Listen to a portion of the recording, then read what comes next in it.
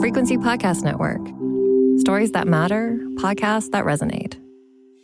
Well, it has been a year to remember in Canadian politics. Turbulent, to say the least. Surprising, even shocking at times, even for those of us who follow it every day. The big political story in 2024, of course, has been the waning popularity of the Trudeau government, election speculation, and the surge of support for Pierre Poilievre and the Conservative Party of Canada. Here at the end of 2024, Pierre Poilievre has led his party to a record high in the polls, currently enjoying a 20-point lead over the incumbent Liberals nationally. Meanwhile, Team Trudeau has seen their support across the country drop to below 20%. And Justin Trudeau's personal approval rating? Well, it's never been lower. I'm David Smith. Today, on The Big Story, we have a special show for you, a year-end one-on-one conversation with the Canadian Press Newsmaker of the Year. He's the man to watch on Parliament Hill. Pierre Poilievre sat down with my colleague, Rob Snow, host of the syndicated national talk show Now You Know with Rob Snow on Rogers NewsRadio. Here is that year-end conversation in full and unedited. It's been an incredible week in Canadian politics, and it's been another big year for our next guest. The leader of the Conservative Party of Canada, Pierre Poilievre, was named Canada's Newsmaker of the Year by the Canadian Press for the second year in a row. And he is the head of a party that holds a commanding lead in the public opinion polls as questions swirl about the future of Prime Minister Trudeau. Pierre Poilievre is with us now. Thanks for joining us again. Thanks, Rob. Great to be with you. We are speaking about 45 minutes before the Prime Minister's latest cabinet shuffle, which could cap a historic week in Canadian politics with the resignation of the Minister of Finance, Chrystia Freeland. In your opinion, what are the ramifications of all of this political uncertainty in Ottawa? It's a chaotic clown show that is costing Canadians dearly. And it's showing weakness to the world. Our dollar has tanked since the Monday when the finance minister resigned mere hours before she would present a deficit that was a massive 55% over budget, an eye-watering $62 billion deficit. His own deputy prime minister had lost confidence in him.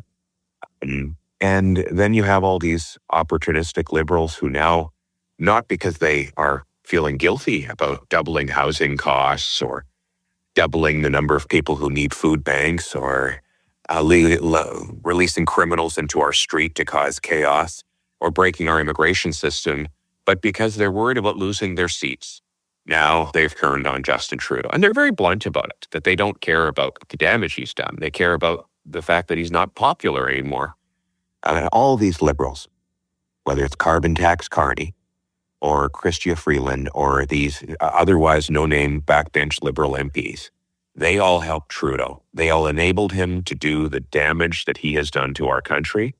The only solution is to have a carbon tax election now so that we can elect a prime minister who's solid and strong, has the brains and backbone to put Canada first. Okay, let's kind of look at this from 10,000 feet up.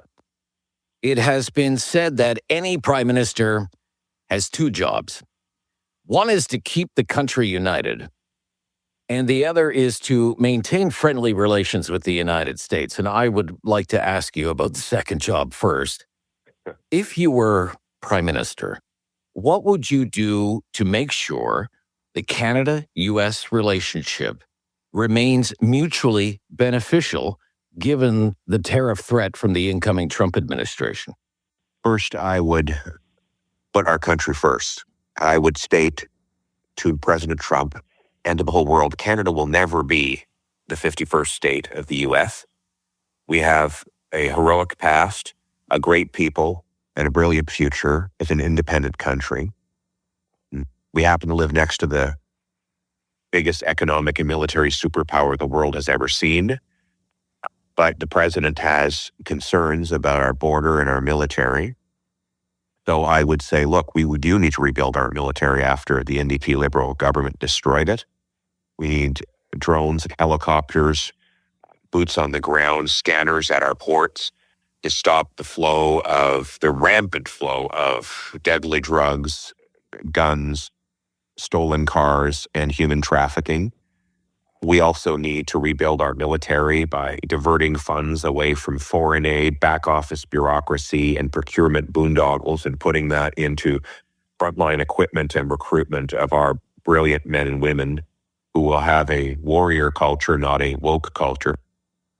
And I think that will give a lot of ease to the incoming president about our reliability in keeping his northern flank safe. I'll also say to the president, though, yes, it's true, we have a trade surplus with America, but that's not at his expense, it's at ours. It's not because we're ripping him off, it's because we're ripping ourselves off. We have blocked, under Trudeau and the NDP, they blocked pipelines, LNG plants, and refineries.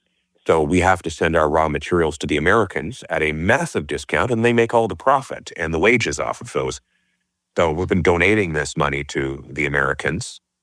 And my plan is to reverse that by unleashing production here in Canada. Let's repeal the anti-energy laws, axe the carbon tax, and remove the red tape so that we can upgrade our own resources in Canada rather than being permanently dependent on the Americans. On the other big job, keeping the country united. Western Canada is very angry with the government in Ottawa. There are disagreements on too many issues to list right now. In Quebec, it appears the Separatist Parti Québécois could win the next provincial election in Quebec, and it's promising another sovereignty referendum. If you were the prime minister, what would you do to heal these divisions and keep the country together? And not to mention the other more terrifying divisions, like these anti-Semitic riots that have exploded onto our streets, the foreign conflicts that have now spilled into Canadian neighborhoods that have been going on for centuries around the world, whether it's the Middle East or India or elsewhere, and never affected Canada within its borders.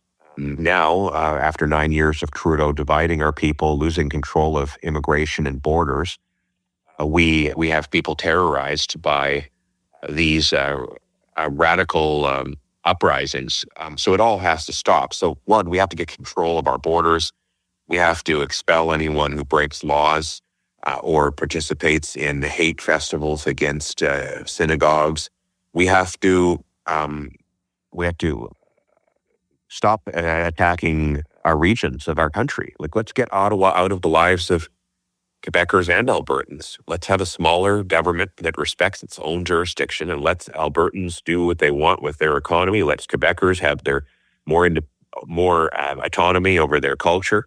That's how Harper did it. And guess what? The separatists were dead in Quebec, and they were unheard of in Alberta. And by the way, we had about 75% less hate crime across the country. So we know the formula. It's to have a small government that does its job well and leaves people alone, and then they live their lives peacefully and harmoniously. I'm here with the Conservative Party leader, Pierre Poilievre.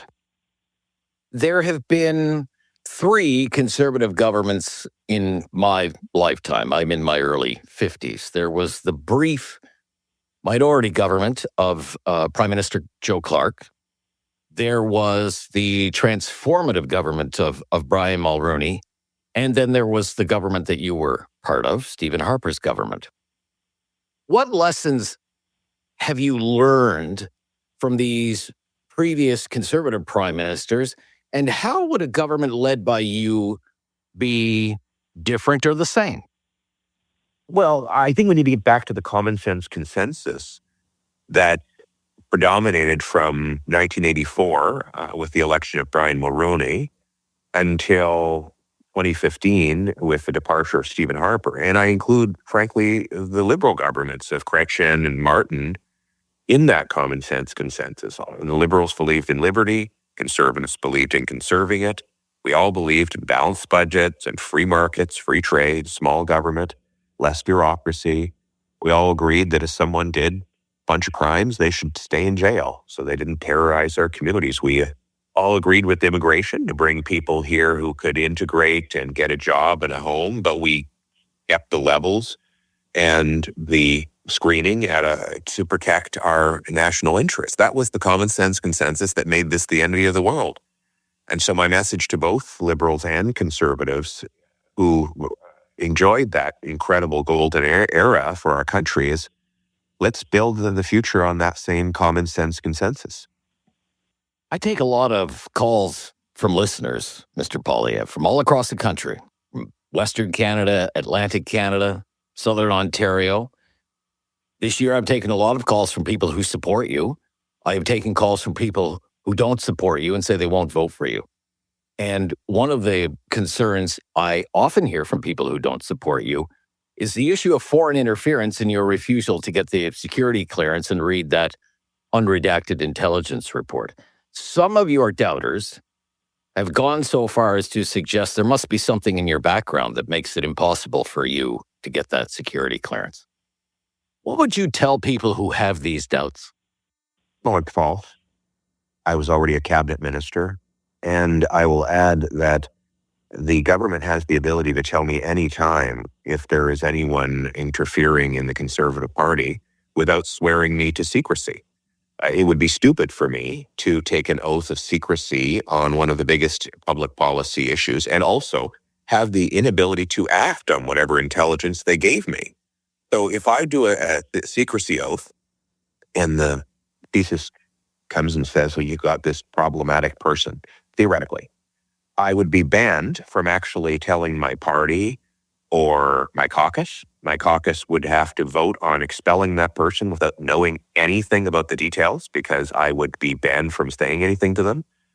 So what I've said to them is use the powers you have under the CSIS Act already to tell me if there's anyone in our caucus or in our party that has knowingly worked with a foreign government. And I have seen no evidence whatsoever that that is the case.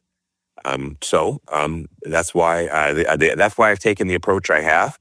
And that's why, by the way, let's be honest, Justin Trudeau is the one that has turned Canada into a playground for foreign interference. We didn't hear these problems before he came along and knowingly allowed Beijing to interfere in 2 consecutive elections, knowingly had caucus members who he had been compromised. He had been briefed on their past activities and collaborations with Beijing. And so they're using this as a distraction from their own guilt in this affair.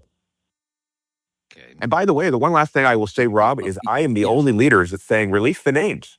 If there are MPs that have knowingly worked for a foreign government, put it out, publish it. I'm not afraid because I'm confident that we've done everything right. But put the names out publicly and let Canadians decide for themselves. The House of Commons is supposed to return on the 27th of January, whether that will happen or not, or whether the House will be prorogued or not. Who knows what the next days or weeks might bring. When do you think the next election will be? 2 words, Jagmeet Singh. Jagmeet Singh is the only one who can decide. He's the one keeping Trudeau in power right now. He voted against a non-confidence motion little more than 10 days ago. We would be a third of the way through the election campaign right now had he voted otherwise. But, of course, his pension doesn't kick in until February. And so we're now held hostage. 41 million Canadians are held hostage by one man's desire to have a pension. And I think that is totally unacceptable. He needs to put the country before his pension and vote for an axe-to-tax election now. All right, I asked you this last year. You didn't have an answer at that time. I'm going to ask you again this year. What is your New Year's resolution? I would say it's to fix what Trudeau broke and bring home the country that we knew and still love. And the reason why I can answer that this year is because the election is going to be next year. And so I need to win. So I can, for example, axe the carbon tax and take GST off new homes. So kids in places like Riverside South and Barrhaven, Canada can afford a home again. Get the spending under control. Bring in tougher laws for criminals. All of that. That's how we're going to fix the country, and that's my New Year's resolution. Okay. All the best to you and your family. Merry Christmas, Happy New Year, Pierre Poilievre. Thanks for the time. Thank you very much, Rob, and Merry Christmas to your family. Bye now. Again, that is Pierre Poilievre speaking with my colleague Rob Snow, host of Now You Know with Rob Snow on the Rogers News Radio Network. You can hear Rob's show 12 to 3 p.m. Eastern on the radio or on the Seeker app. That was The Big Story. You can send us feedback on this episode or any other episode by emailing us at hello@thebigstorypodcast.ca or leave a voicemail at 416-935-5935. You can find us on the Seeker app or on all your favorite podcast players. Please rate, review, follow, and share. I'm David Smith. Thank you for listening.